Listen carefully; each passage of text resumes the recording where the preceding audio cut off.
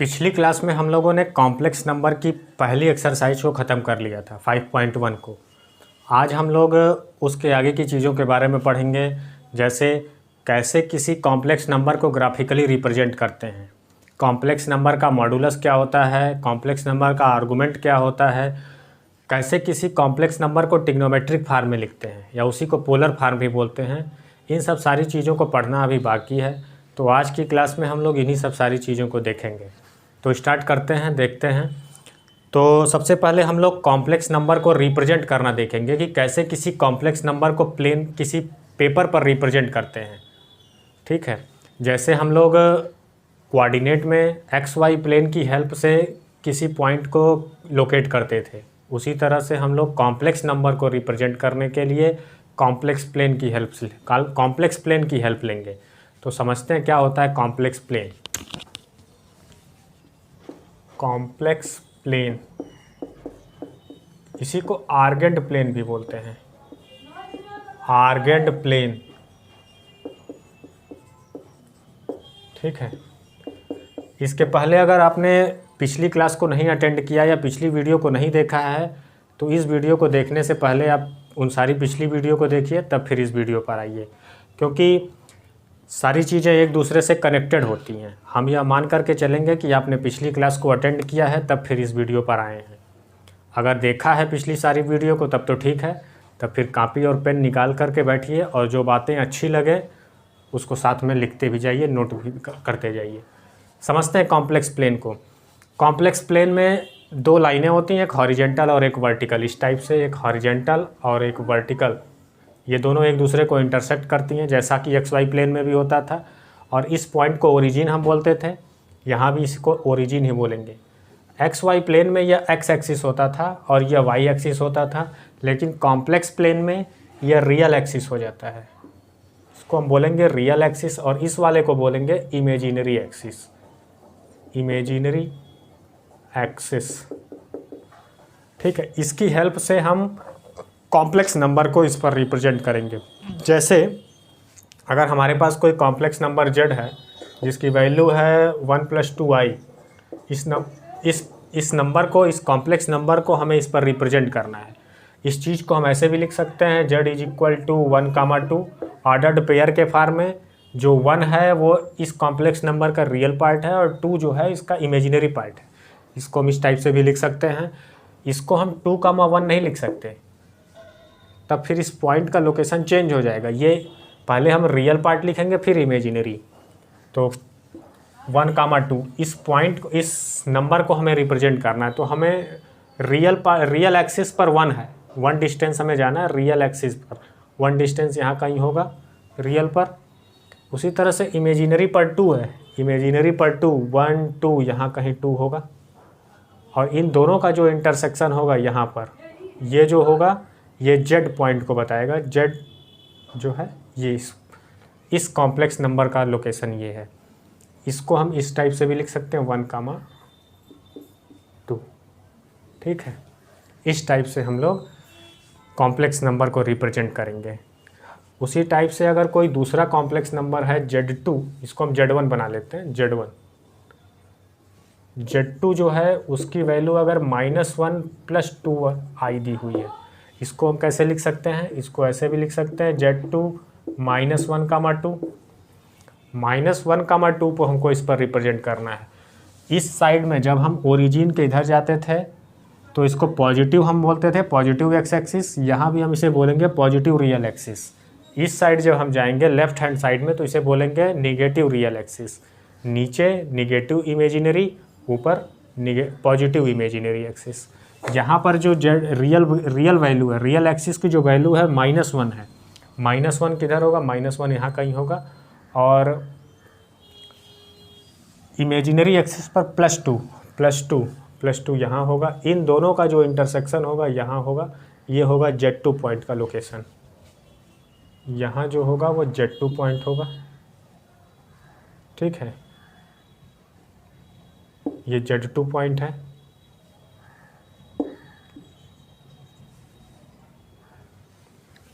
इस टाइप से हम रिप्रेजेंट करेंगे इसको।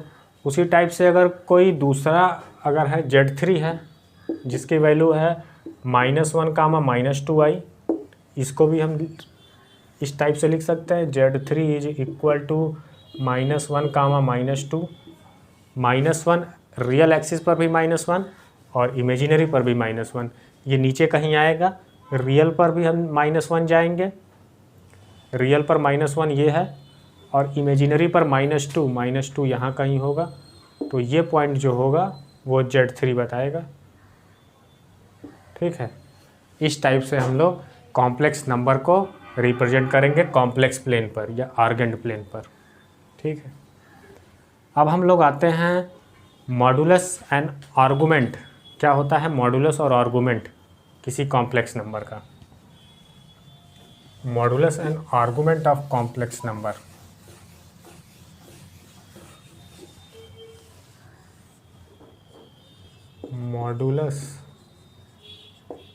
Modulus and argument of complex number. पहले हम लोग मॉडुलस निकालते हैं। क्या होता है मॉडुलस? मॉडुलस को हम लोग ऐसे लिखेंगे, मॉड और कॉम्प्लेक्स, जैसे कॉम्प्लेक्स नंबर अगर हमारे पास z है x प्लस आई वाई, इसका हमें मॉडुलस निकालना है, तो इसको हम ऐसे लिखेंगे mod of z, modulus of z, और इसको हम लोग इस टाइप से भी लिख सकते हैं मॉड ऑफ z। ठीक है, mod of z।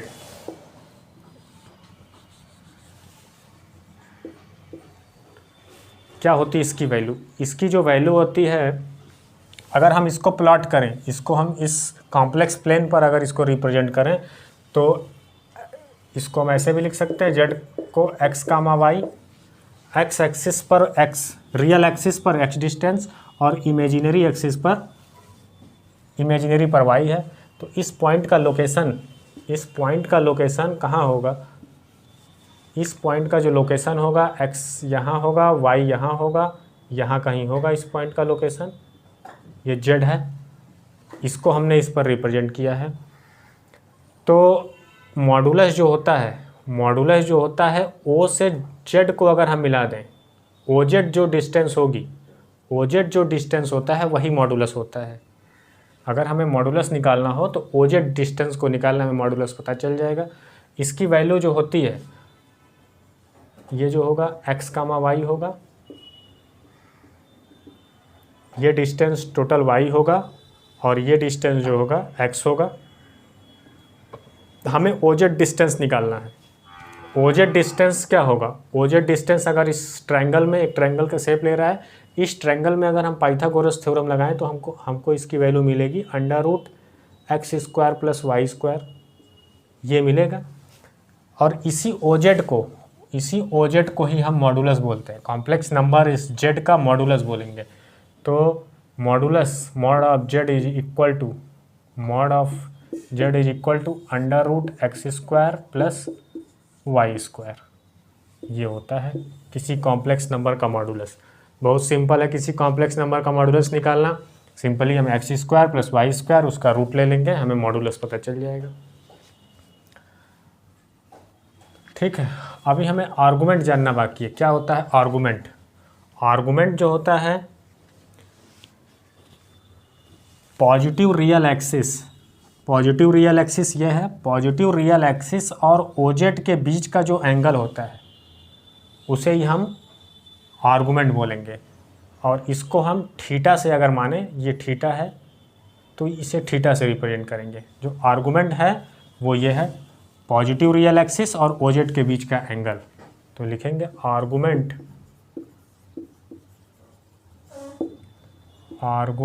Of complex number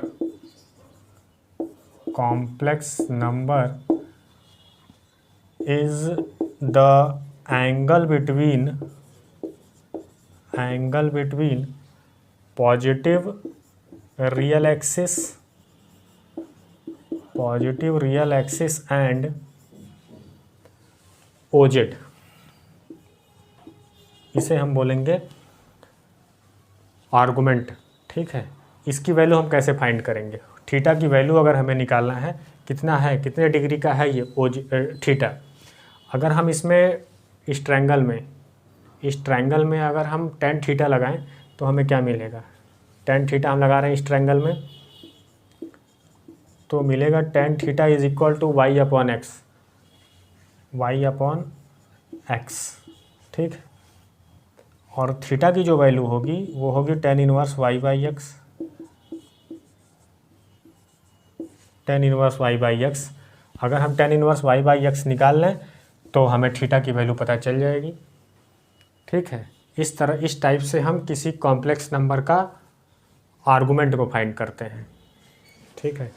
ये तो था आर्गुमेंट निकालने का मेथड जब कॉम्प्लेक्स नंबर जो है वो फर्स्ट क्वाड्रेंट में था, तब मेथड था ये।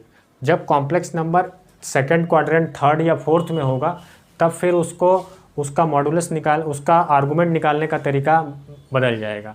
तब क्या होगा उसका, अब हम दूसरा केस लेते हैं। अगर इसको एग्जांपल से समझते हैं कि जब कॉम्प्लेक्स नंबर हमारा इस क्वाड्रेंट में हो, सेकंड क्वाड्रेंट में हो, तो जब सेकंड क्वाड्रेंट में होगा तब क्या होगा। तब हम लेते हैं, मान लीजिए एग्जांपल कि z जो कोई कॉम्प्लेक्स नंबर है, एग्जांपल कॉम्प्लेक्स नंबर z जो है वो -1 + √3i, ये कॉम्प्लेक्स नंबर है। इसको हम इस टाइप से भी लिख सकते हैं, -1, √3। इसको जब हम रिप्रेजेंट करेंगे इस प्लेन पर, तो -1 कहाँ होगा, -1 रियल एक्सिस पर इस साइड में आएगा, ये हम मान लेते हैं -1। √3 प्लस में है, √3 ऊपर जाएगा इमेजिनरी एक्सिस पर, तो यहाँ कहीं हमें मिलेगा। ये जो होगा इसको हम बना लेते हैं Z1 बना लेते हैं, Z1 पॉइंट हो गया ये, ठीक है। -1, √3 ये हो गया। अब अगर हमें आर्गुमेंट निकालना है तो कैसे निकालेंगे। आर्गुमेंट अगर हम O से Z1 को मिला दें, O से Z1 को मिला दें, जो एंगल पॉजिटिव रियल एक्सिस और OZ के बीच बनेगा वही हमारा आर्गुमेंट होगा। तो ये टोटल एंगल बन रहा है, ये पूरा यहाँ से यहाँ तक बन रहा है। पॉजिटिव रियल एक्सिस ये है और OZ ये है, तो पूरा अगर हम यहाँ से यहाँ तक फाइंड कर लें तो हमें आर्गुमेंट पता चल जाएगा। कैसे फाइंड करेंगे, अगर हम इसको ऐसे ज्वाइन कर दें, ये परपेंडिकुलर अगर हम ड्रा करें तो यहाँ हमें क्या मिलेगा, ये पूरी डिस्टेंस 1 यूनिट है और ये जो है √3 है। हमें ये एंगल पता करना है, पहले हम ये एंगल पता कर लें, ये एंगल पता कर लें, उसमें से 180 में से माइनस कर लें तो हमें ये वाला एंगल पता चल जाएगा। हम इसमें अगर tan थीटा लगाएं, इसको हम मान लेते हैं अल्फ़ा, tan अल्फ़ा अगर हम लगाएं इस वाले ट्रायंगल में तो हमें क्या मिलेगा, tan अल्फ़ा मिलेगा √3/1, √3/1 मिलेगा। तो यहाँ से जो अल्फ़ा होगा वो कितना मिलेगा, अल्फ़ा 60 डिग्री मिलेगा हमको। tan 60 की वैल्यू √3 होती है और अल्फ़ा की वैल्यू 60 डिग्री। ये हो गया 60 डिग्री, अल्फ़ा 60 डिग्री हो गया, तो ये एंगल पूरा कितना होगा, ये पूरा 120 डिग्री होगा। 180 माइनस अल्फ़ा अगर कर दें तो हमें ये एंगल मिलेगा, ये पूरा एंगल यहाँ से यहाँ तक, और इसकी वैल्यू कितनी मिलेगी, 180 minus 60 is equal to 120 degree. ये हमको मिल गया 120 डिग्री। इस कॉम्प्लेक्स नंबर Z1 का जो होगा आर्गुमेंट होगा, जो पॉजिटिव रियल एक्सिस और OZ1 के बीच का है एंगल। तो यहाँ हम लिख ले रहे हैं argument of Z1 is equal to 120 degree, ठीक है। 120 डिग्री इस कॉम्प्लेक्स नंबर का आर्गुमेंट हो गया। इस तरह से हम कॉम्प्लेक्स नंबर का आर्गुमेंट फाइंड करते हैं। अब हम अगर थर्ड क्वाड्रेंट में हो तो सेम इसी मेथड से हम थर्ड क्वाड्रेंट का भी निकाल सकते हैं। उसी टाइप से हम फोर्थ क्वाड्रेंट में होगा तो फोर्थ में भी हम निकाल सकते हैं, ठीक है। और हम 1-2 एग्जाम्पल लेकर करते हैं, इसको हम मिटाते हैं।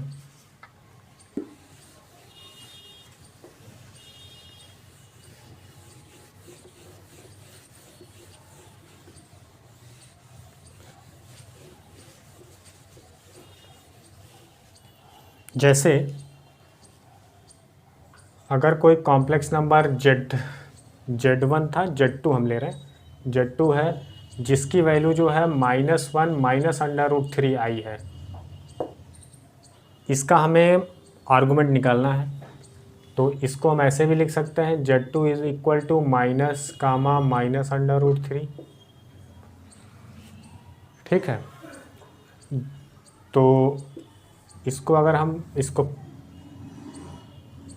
प्लॉट करें तो -1 हमें किधर मिलेगा, -1 यहाँ मिलेगा, माइनस √3 नीचे मिलेगा, तो यहाँ ये पॉइंट हमको मिलेगा Z2। ये आपका रियल एक्सिस हो गया और ये इमेजिनरी एक्सिस हो गया। तो Z2 हमें यहाँ मिला, हमें आर्गुमेंट फाइंड करना है। आर्गुमेंट अगर इसको हम इससे मिला दें, O से Z2 को मिलाएं, तो आर्गुमेंट पॉजिटिव रियल एक्सिस और OZ के बीच का जो एंगल होता है वही होता है। तो पूरा हमको ये एंगल फाइंड करना है, ये एंगल यहाँ से यहाँ तक का जो एंगल होगा वही हमारा आर्गुमेंट होगा। तो और ये डिस्टेंस, ये जो पॉइंट था इस -1 कामा माइनस √3 है, -1 कामा माइनस √3, -1 कहाँ होगा, -1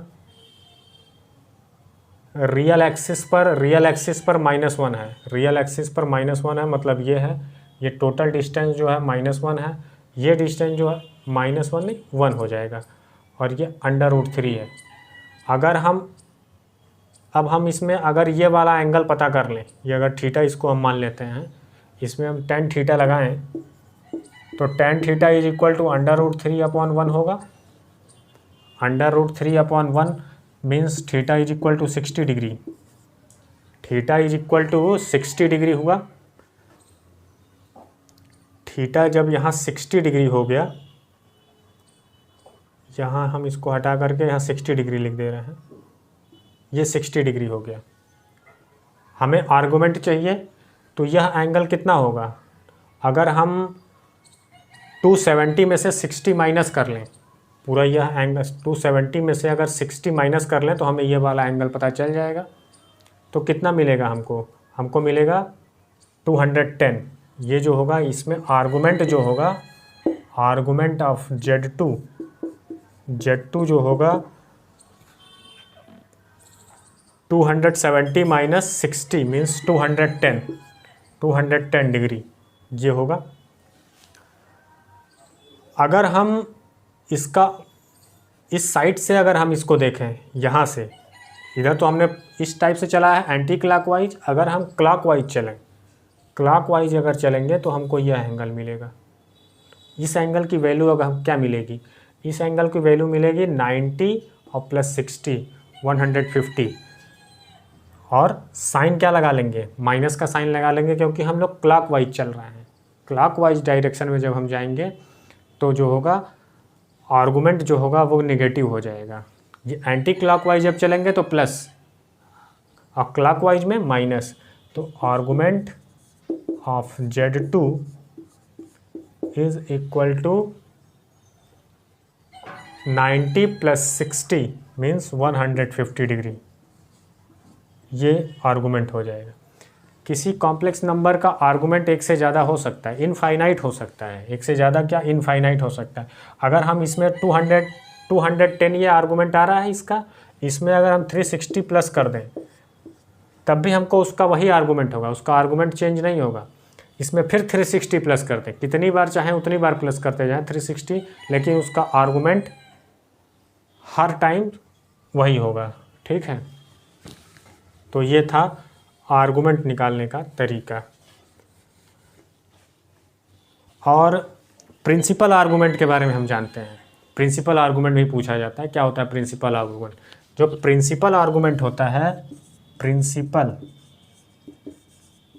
प्रिंसिपल आर्गुमेंट जो होता है वो -π से, जो थीटा की वैल्यू होती है -π less or equal to pi plus pi, -180 से 180 के बीच में होता है, जो जिसमें थीटा की वैल्यू, जिसमें आर्गुमेंट की वैल्यू -π से +π के बीच में आएगी, वो आर्गुमेंट जो होगा पॉजिटिव, वो आर्गुमेंट प्रिंसिपल आर्गुमेंट माना जाएगा।